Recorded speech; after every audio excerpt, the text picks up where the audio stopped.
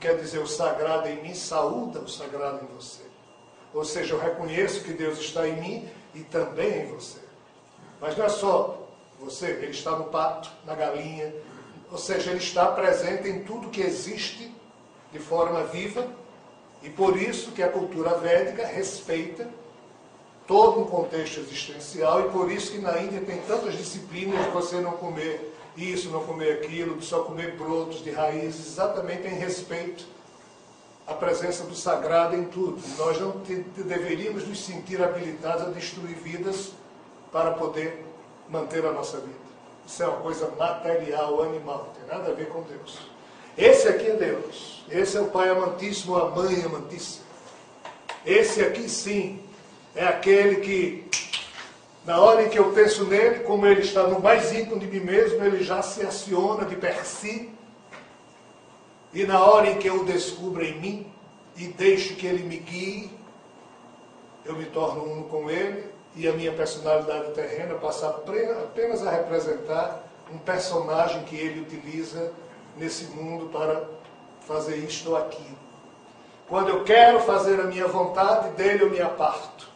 Mas quando eu me educo até o ponto de não ter vontade, controlo o meu ego e me ponho no colo dele, eu me torno apenas, enquanto Rogério, enquanto Luiz, enquanto Paulo, enquanto Silvio, um instrumento dessa vontade que está no mais íntimo de mim mesmo, que os Vedas chamam eu superior, eu profundo.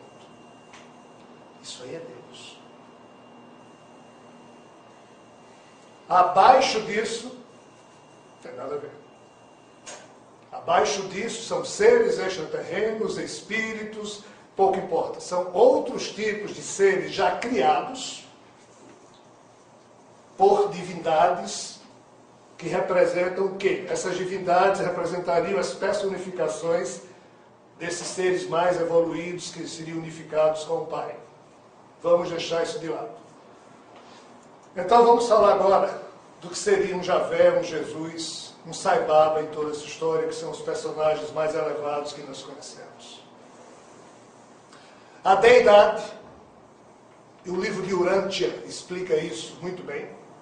A deidade é algo tão incompreensível, é alguém tão incompreensível para a condição terrena, ou para qualquer condição existencial que exista nesse universo Yayuris, ou em níveis espirituais mais evoluídos. Essa deidade, ela se personifica em divindades maiores. Essas divindades, que são poucas, representam alguns dos poderes que a deidade tem. A deidade, ela não é uma pessoa, é um princípio que sempre existiu, que nunca foi criado, é incriado. O nosso cérebro não sabe nem imaginar uma coisa que não teve começo. Tem que ter começo para a gente poder compreender. Se não tem começo, o cérebro da gente entra em pânico.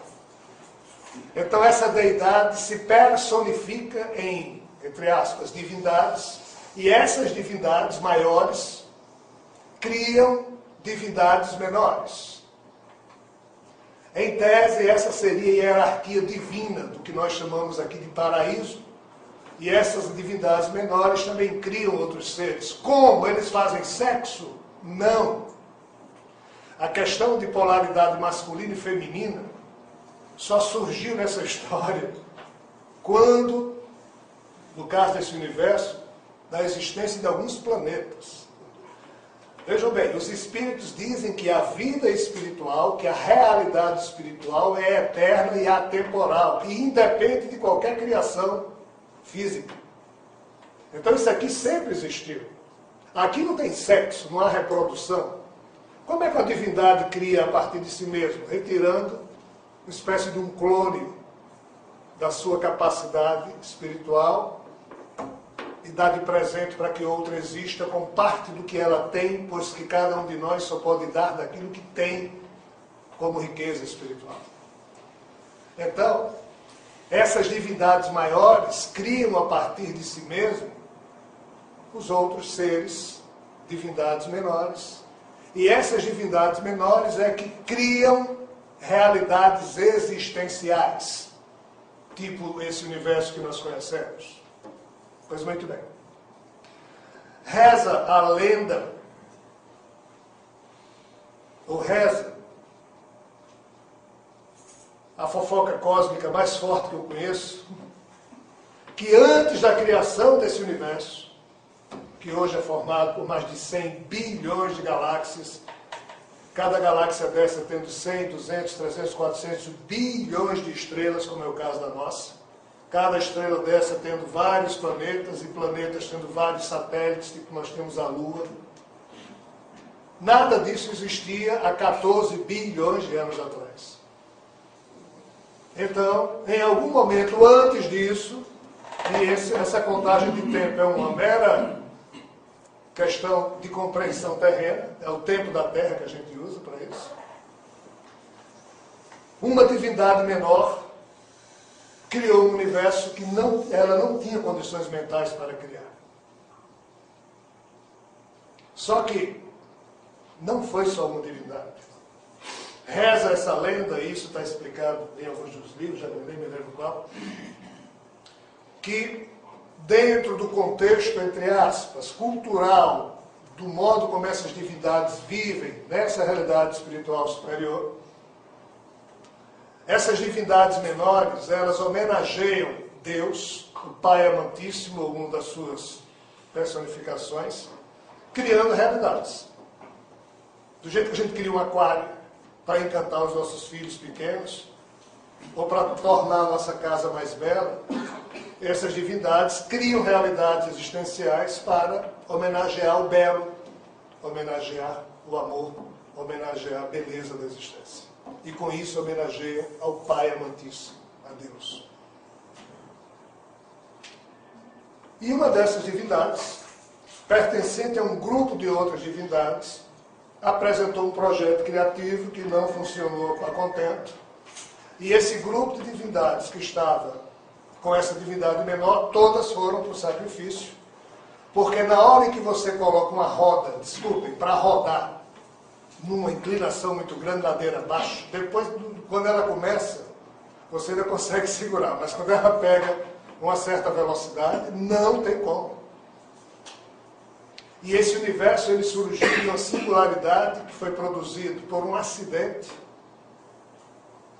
através da atitude mental dessa divindade menor. Como foi isso? O drama cósmico de Javé explica em detalhes. Vejam que loucura é esse livro, né? Porque, obviamente, deve estar tudo errado. Então, na hora em que esse universo foi criado, surgiu a singularidade e ele começou a se expandir nos primeiros microsegundos, a divindade que criou com o poder da sua mente essa singularidade, que externou essa singularidade, ela simplesmente, pelo que está descrito no livro, foi obrigada a mergulhar na sua criação, porque de fora ela não podia mais controlar e aquilo podia dar problemas. E deu. E ela foi sugada pela própria obra e se transformou em prisioneira e refém da própria criação. As outras entidades que estavam com esta entidade que criou o universo ficaram fora desse universo. Então imaginemos aqui um mundo espiritual, a realidade espiritual superior, com um monte de gente vivendo aqui, e paralelo surgiu um universozinho que começou a criar um espaço-tempo próprio dentro dessa bolha que se expandia, vamos chamar o nosso universo de bolha. Nós hoje estamos vivendo dentro dessa bolha. Essa bolha foi crescendo. Essa entidade aqui sozinha não é a mesma entidade que estava fora da criação. Aqui, essa entidade era uma divindade, com poder mental, herdado do Pai Amantíssimo, ou herdado indiretamente do Pai Amantíssimo, ou diretamente de uma divindade maior. Ela, com a mente fantástica, com o software divino que tinha, criou o universo. De repente, deu problema, foi tragada pelo universo. O ser que foi ressuscitado dentro desse universo, olha a expressão que eu estou usando, tá? Essa divindade, entre aspas, é como se tivesse morrido para o mundo espiritual, porque ela foi tragada. E o ser que ela conseguiu restituir dentro agora dos padrões desse universo, era um ser muito diferente e menor e menos poderoso do que o estado dela anterior como divindade. Então esse ser aqui é Javé.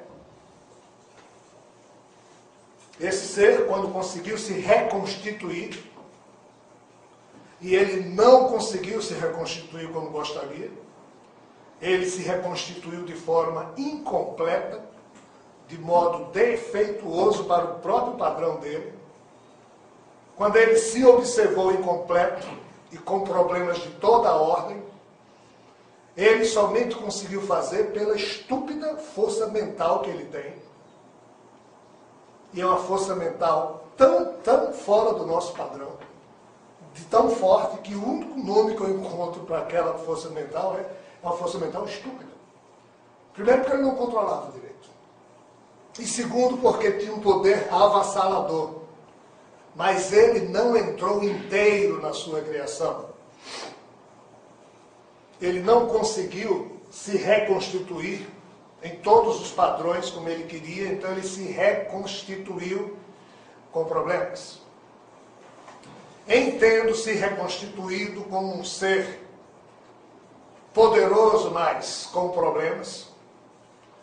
Da mesma forma que nós, seres humanos, quando estamos dentro dessa bolha, não sabemos o que tem fora e o que é que tem fora, ou o que é que tem além das fronteiras vibratórias dessa bolha.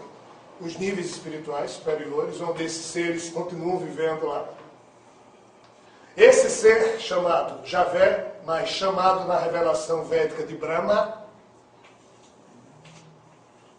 esse ser começou a ter dois tipos de problemas de modo simplório.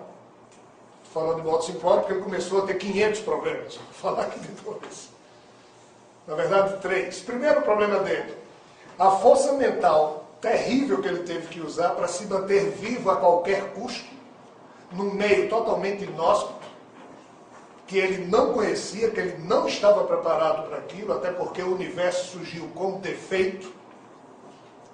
Não sei se vocês viram um livro agora lançado por Marcelo Gleiser, que o nome chama-se Criação Imperfeita. Porque a própria ciência está chegando à conclusão que há problemas nas leis universais.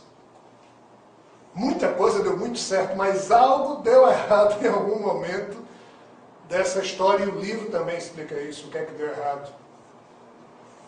Os livros explicam isso.